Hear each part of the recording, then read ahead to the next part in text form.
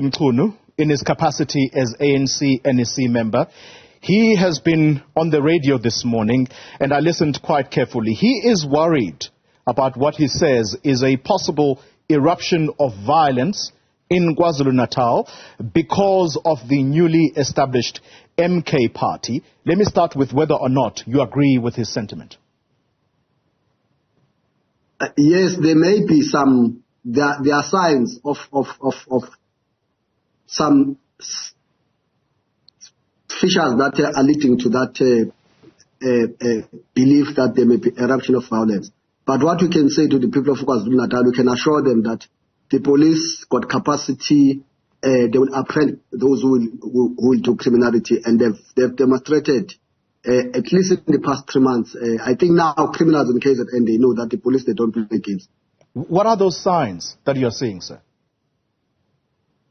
You see, for example, the MK party, if I can put it that way, they've attracted some notorious characters.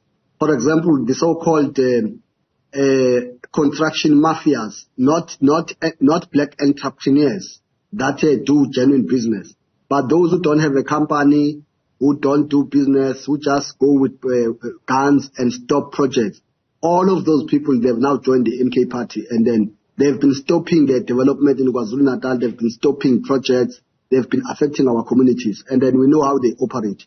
But we are not scared, we are ready for them, we are putting plans, and then once they start that violence, the police will come hard on them.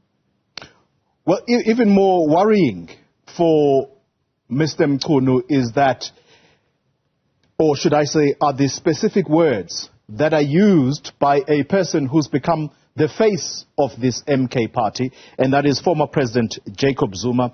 He said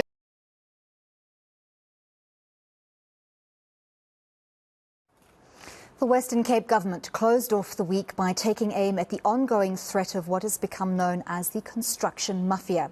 Its hallmark is the extortion of construction companies whose work is stymied by criminal syndicates holding projects for ransom. Many have jumped ship due to threats and violence. The City of Cape Town says it will cost tens of millions of rand to hire private security to protect sites. Senior reporter Asha Ismail is following that story and joins. The construction sector in South Africa has long been plagued by organized crime, with construction mafias exerting control through extortion, intimidation, and violence. This has had a devastating impact on national development, leading to project delays, cancellations, and cost overruns. However, a recent operation by the National Priority Committee on Extortion and Violence at Economic Sites, led by the South African Police Service, and the Integrated Building and Construction Forum has yielded significant results, reclaiming 63 billion rand worth of projects from the clutches of these criminal syndicates. A breakthrough in this battle came with the arrest of an alleged 28 gang boss, Ralph Stanfield, and his wife. Hello again. Now, KwaZulu-Natal has lost at least 3 billion rand due to the Construction Mafia. The group is said to be terrorizing contractors and halting any building development on various projects around the province. Meanwhile, KwaZulu-Natal Public Works MEC Sipho Nkosi says instead of opening a criminal case, he's willing to, first, I quote, engage in negotiations with the mafia for them to stop interfering in infrastructure development. Our reporter Letiwe Mdluli is in Durban with more on this story for us this afternoon. Good afternoon, Lukele. Welcome to today, and thank you very much for joining us this hour. I understand you visited one of Umlazi's most popular high schools earlier today, and it said that this mafia has caused disruptions there as well. Do the local people there know who these people are? Good afternoon, Braden. Yes, so we got a chance to speak to the local ward councillor at Umlazi, and we asked him about what happened at the construction site, because what we do know is that the construction at that site or at the school has been stopped several times, over 7 times to be specific, and they have told us that a group of people carrying heavy guns went inside the school and demanded that the workers stop what what they're doing.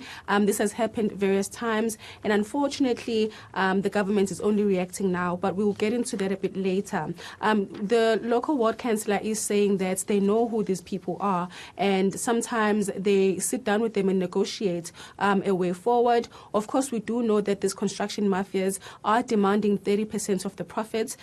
They normally threaten the company that has been hired to conduct work at whichever construction site.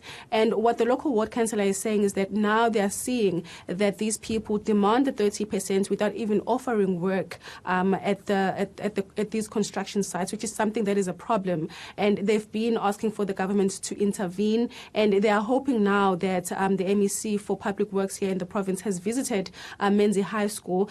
Something will happen. Menzi High School, just to mention, is one of the best performing schools here in KwaZulu-Natal, and we do understand that there's a construction there of new classrooms which is meant to be benefiting the pupils and also the community of Umlazi. It's very unfortunate to find that the construction at that school has been stopped, and unfortunately it's now been delayed by over a year. We do understand that the construction started in 2022 and it was meant to conclude next year, but unfortunately because of the stoppages, the construction of that school is now going to be concluded in 2025 if the construction mafias do not stop the project once more. But in speaking to the local ward councillor, this is what he's had to say about what is currently happening.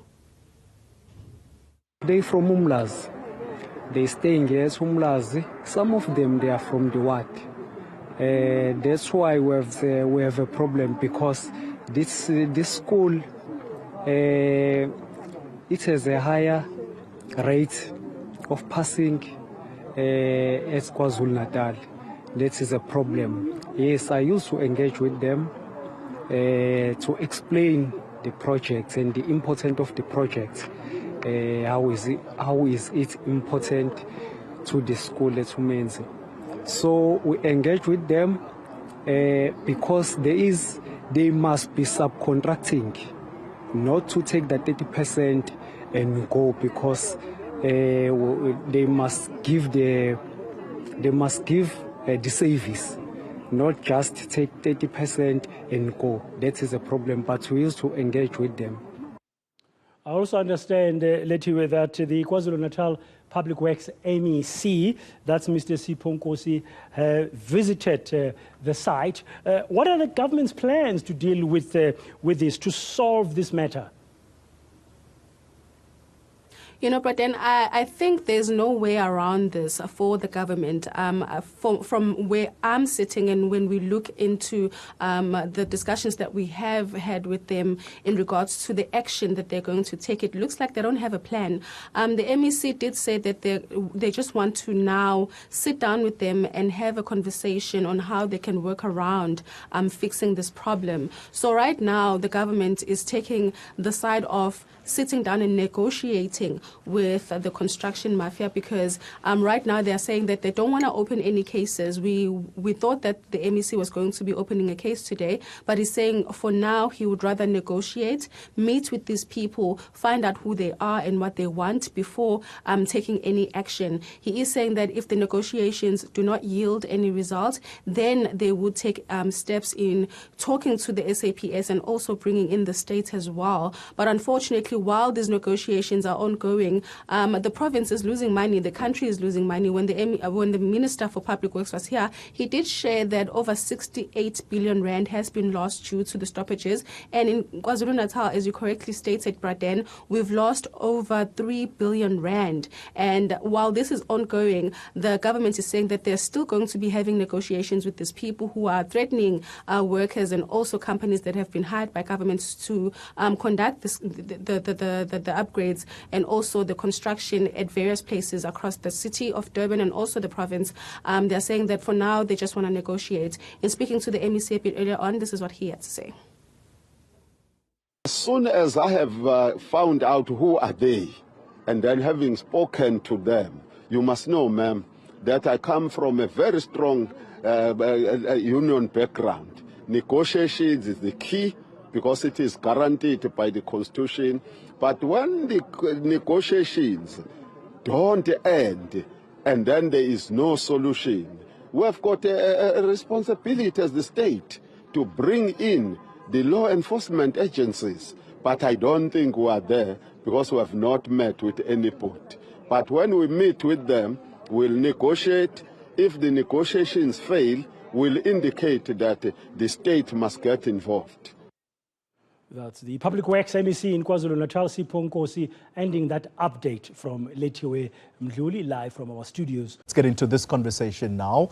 The Public Works and Infrastructure Minister, Dean Macpherson, has declared war against the so-called construction mafia. The battling department, the budget, he was addressing this in Parliament recently, also promising to turn the country into a construction site, and also vowing to eradicate pit toilets at schools. The Minister joining us in studio now to discuss these topics. Minister, good evening, and thank you very much for your time. Let me start with that title, Minister.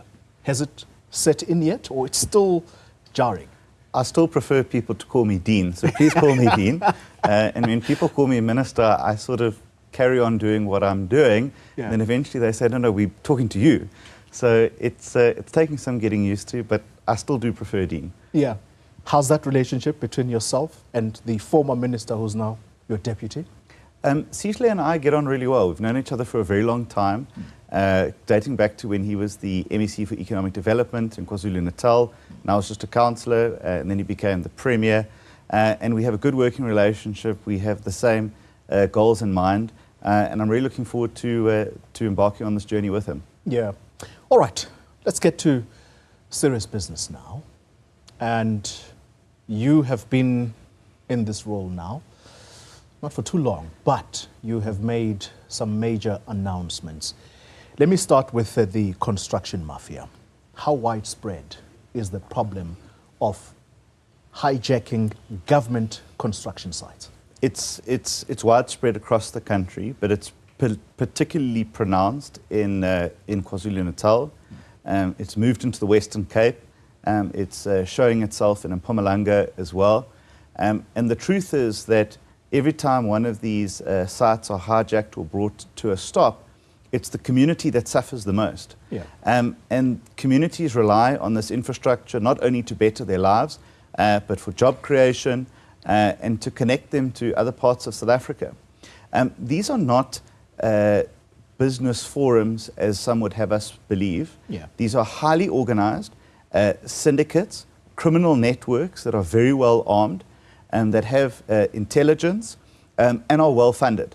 And so I think the sooner that we're able to start treating them as a threat and an enemy of the state, the better we're actually going to be able to deal with them more decisively and not with sort of maybe the kid gloves that we've done previously. There's no room for negotiation. There's no room for talks. We want to get our sites back on track and to put these people in prison. That's where they belong. You mentioned two provinces that seem to stand out, KZN and the Western Cape. In fact, in the Western Cape, if my memory is correct, a death has been recorded in this regard. Why do you think these two provinces appear to have this kind of problem, and is it intractable? I think that because there's a lot of infrastructure investment and development that's been going on in KZN in the Western Cape. KZN, we've seen a lot of investment in roads and water projects, so there's a high prevalence of interference in those. In the Western Cape, we're seeing a lot of private investment as well into infrastructure-led projects there. And I think that, to the credit of Mayor Jordan Hill-Lewis, they've taken the right approach to this, a very tough stance, and they've capacitated their law enforcement agencies through the Metro Police.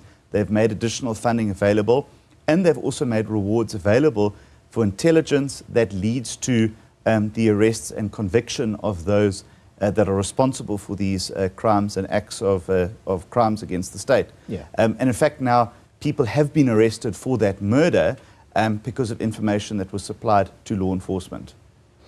In KZN, there is a current case that is ongoing of a businessman whom we understand is involved in the construction business.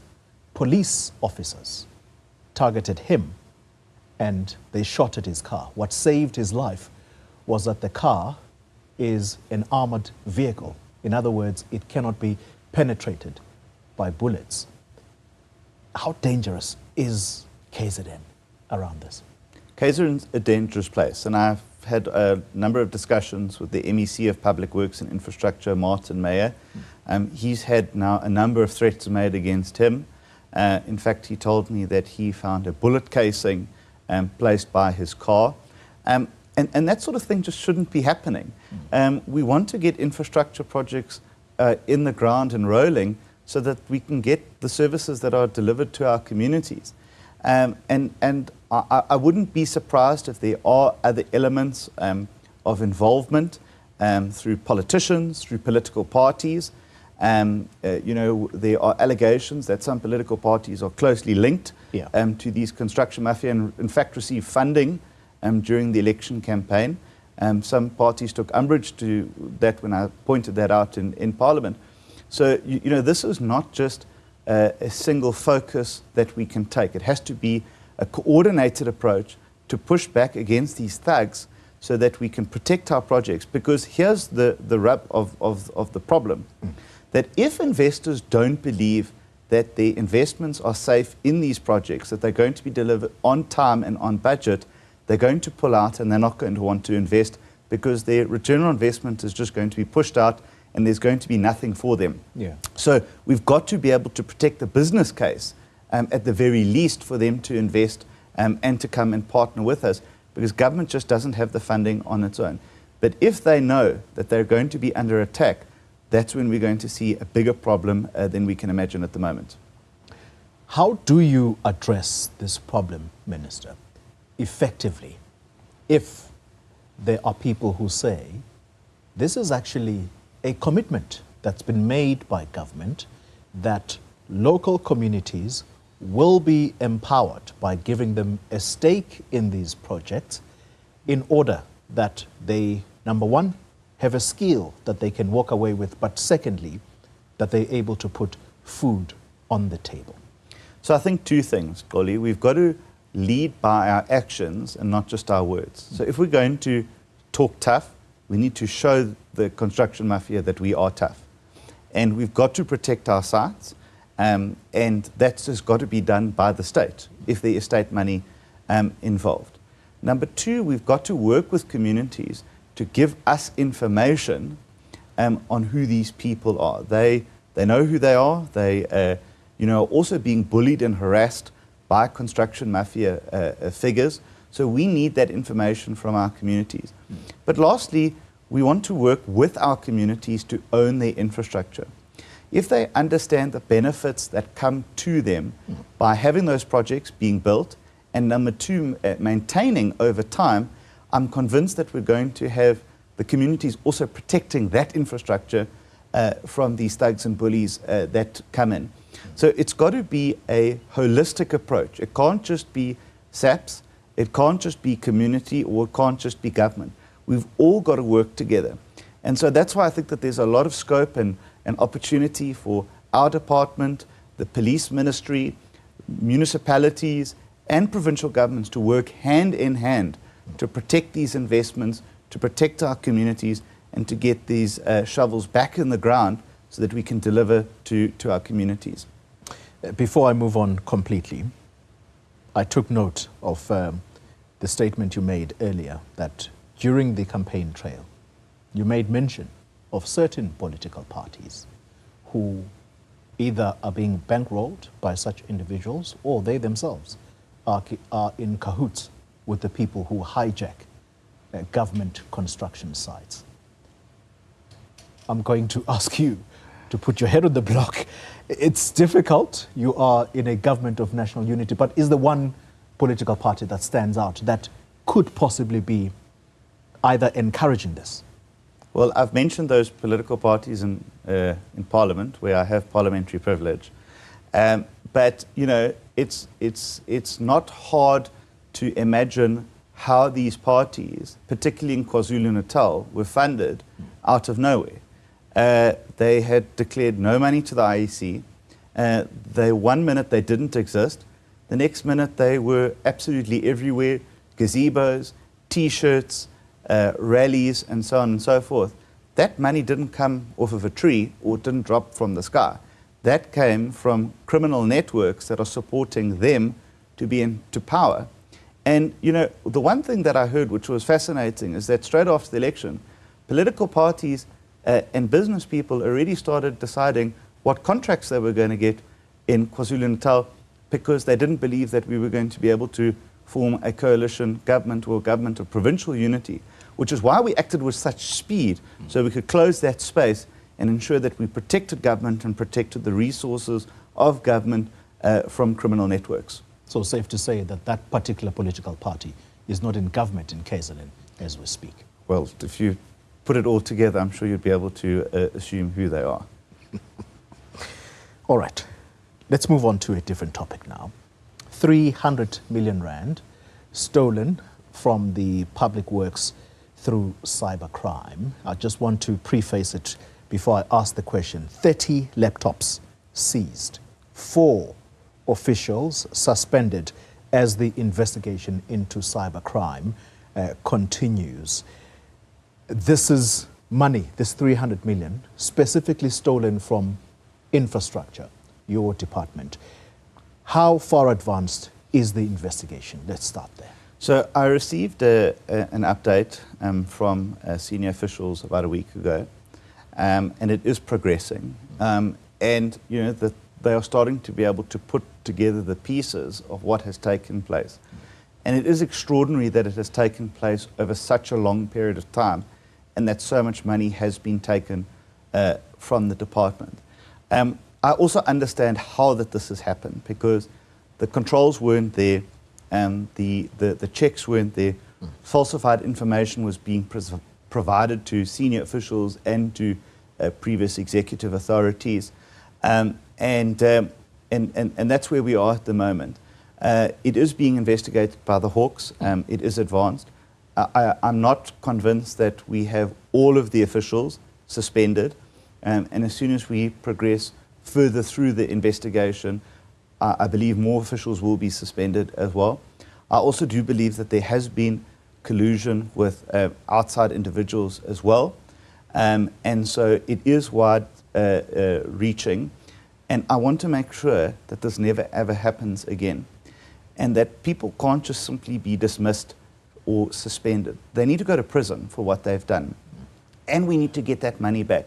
So we've also started subpoenaing bank accounts as well, but I'm comfortable with where the investigation is at present and where it's heading. And as soon as I do have more information, I will come back to South Africa to say, this is the action, this is what we're doing, and this is what we're going to do to stop this from happening again. Talk to us about the modus operandi here.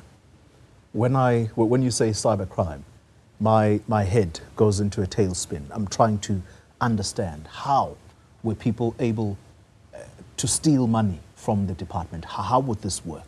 Look, I don't want to compromise the investigation, to be honest.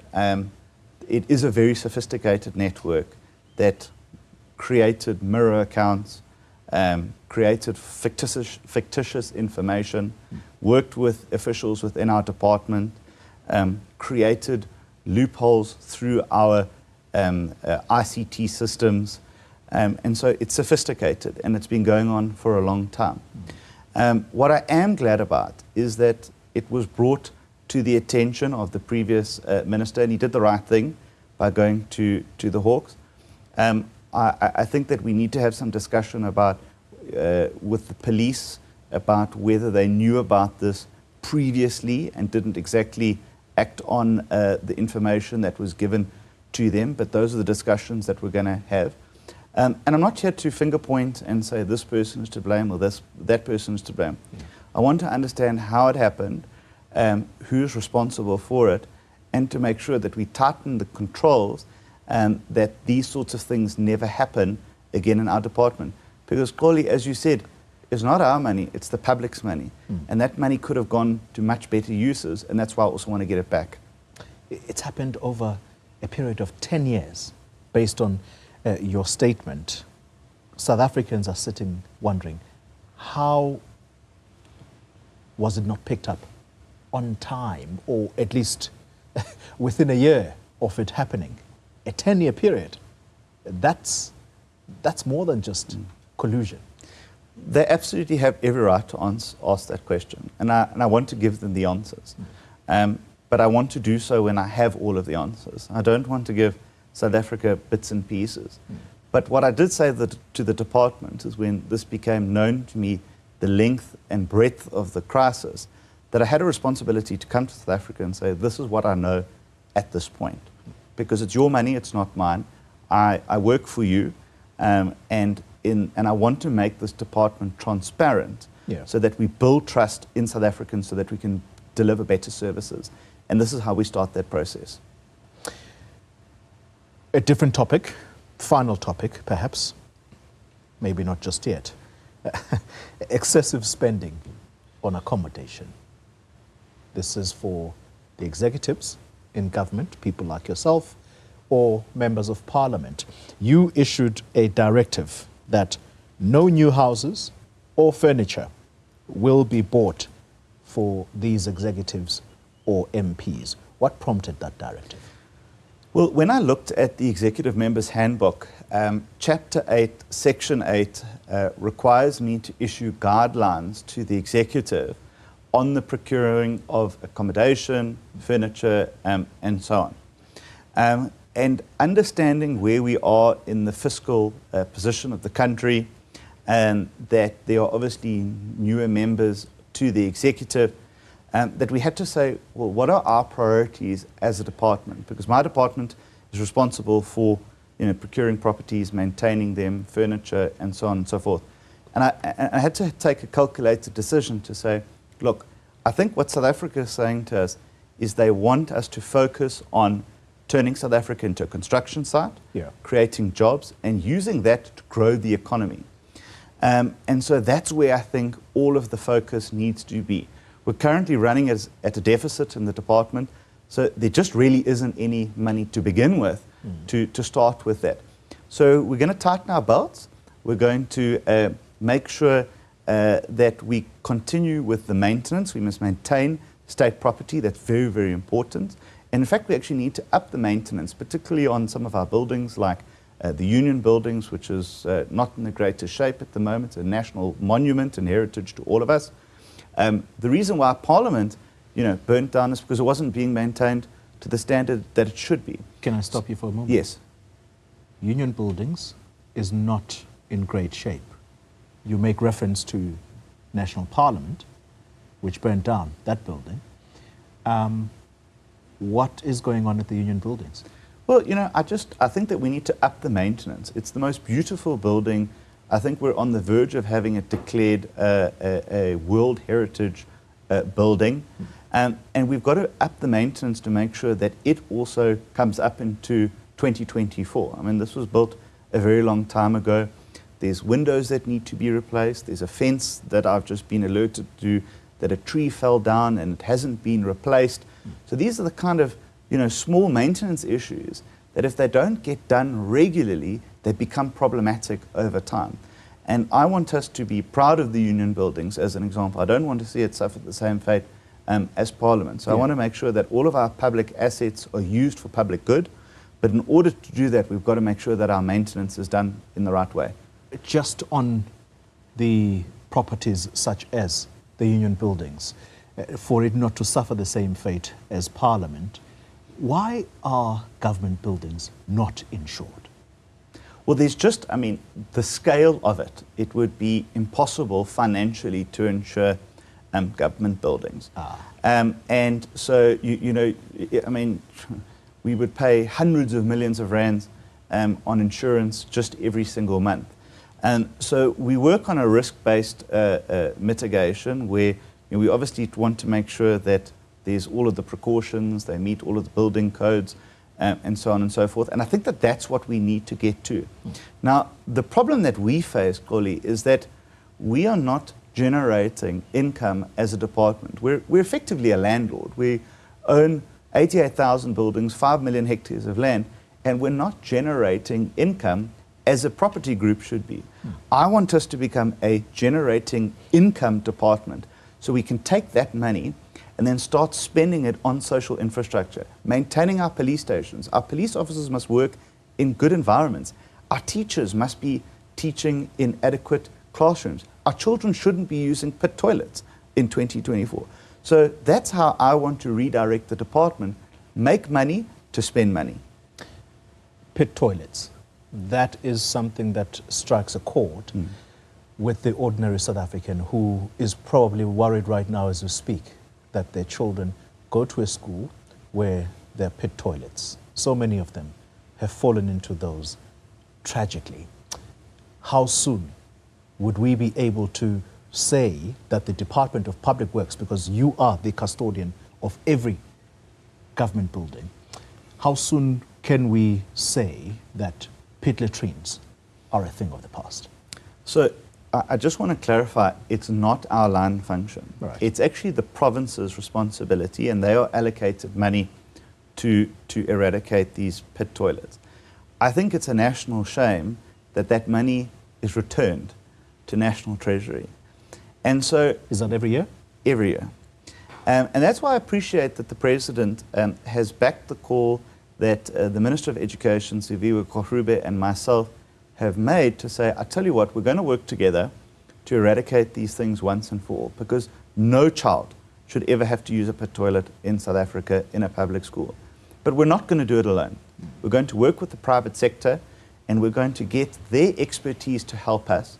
We want to work with provinces to eradicate these once and for all. So I don't want to give you a timeline yet, but we are working, the Minister and myself, on putting together this document that is going to guide us. We really want to get the President's support, and we want to make it a project that he can lay claim to, that he has fulfilled that call to eradicate them. So I'm really hoping he's going to join us when we eradicate the first lot under this program. But I am convinced, Koli, if we work together with the private sector, we're going to get rid of these things once and for all, and no child will ever suffer the humiliation and indignation of using a pit toilet in this country. And while we on that element of children falling into pit toilets, I mean, the story of Michael Komape is still in my head to this day. I think that was the first family to suffer this fate. In fact, there is even a foundation today. It's very sad. Whilst we talk about that, we also, as we were earlier making reference to, the executive and members of parliament who have been living it up. You have had to make this directive that no more spending towards this. My understanding is that you even went as far as consulting the DGs to ask them whether there is enough stock to meet the needs of the executive and members of parliament. What did they tell you, so that tomorrow, when we're told that there's a minister who's sleeping in a hotel because they don't have accommodation when they go to Cape Town, or vice versa when they come to Johannesburg, then we have reason to attack you on this show. I knew it was going too well. Let me say this. So I consulted the DG of Public Works and Infrastructure, and he assured me that there is enough stock. I have gone through that myself and seen that that is the case. Of course, while some former ministers and former deputy ministers have been vacating those properties, that the deadline for that to do so is the 31st of July. Some ministers and deputy ministers will be staying in hotels. That is always the case in the transition between a new administration. But that is for that department to pay for. We are not paying for that. And we've been very clear as the Department of Public Works and Infrastructure that if a minister wants some other furniture in their house or whatever, that's for them to pick up that tab. But we no longer will be doing that, because all of our money is going towards turning South Africa into a construction site, eliminating pit toilets, and making sure that we use public assets for public good. Just for the record, the ministers, well, during the height of load shedding, I think we're slowly seeing the back of those days.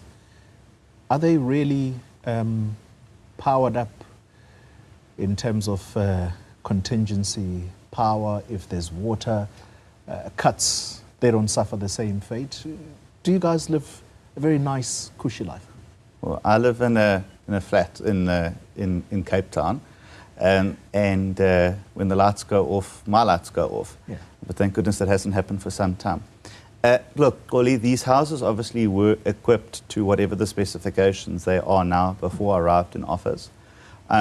I think that it's important that as ministers and deputy ministers that, we maintain contact and relationship with the electorate that have put us in there. If we start to distance ourselves, we won't understand the challenges that the public are facing. That's why I've said in my department, once a month, we're going to go out to a community. We're going to see what the problems are that they're facing. We're going to listen to them. We're not going to talk to them. We're going to listen to what their challenges are, hear from them, and see how we can help them.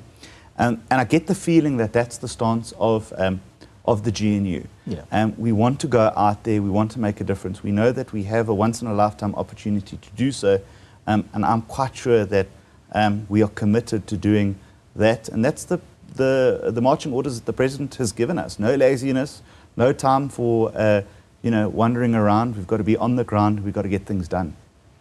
Final topic. The blacklisting of companies that have fleeced government, whether it be during a construction of a national road, people mark up or they delay construction so that there could be add-ons. How far is the department in blacklisting those that we are well aware of today? I didn't want to use this example, but I'll go there. The Ngandla matter still remains a sore point for South Africans. We know the companies that were involved there. Have they been blacklisted? Goli, I want to be honest with you. I don't have all the answers. On Wednesday, it's 4 weeks that I've been in office. It's an important point that you raise, and I think it's a sore point in the country that people, rip the state off.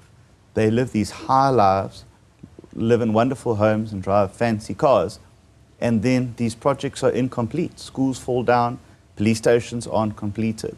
And so I give you my commitment and the people of South Africa that is absolutely something that I am committed to. If you're going to do business with the state and you're going to build for us, we want to get value for money, and we want you to do it on time. When I was in Parliament last week, I sat the contractor down and I said, I just need you to be very clear. If you are late, we will invoke penalty fees against you. That's how it works in the real world. If you don't deliver what you have promised us, we will penalize you and we won't pay you. Because we pay people before they've even done something, and then they don't do it. And we wonder, how we've got this problem on our hands. So we will pay you fairly, but we're going to make sure that you complete the job on time, on budget, and to the specs that we require. And if you don't, then you won't do business with the state going forward. That is my commitment to the people of this country.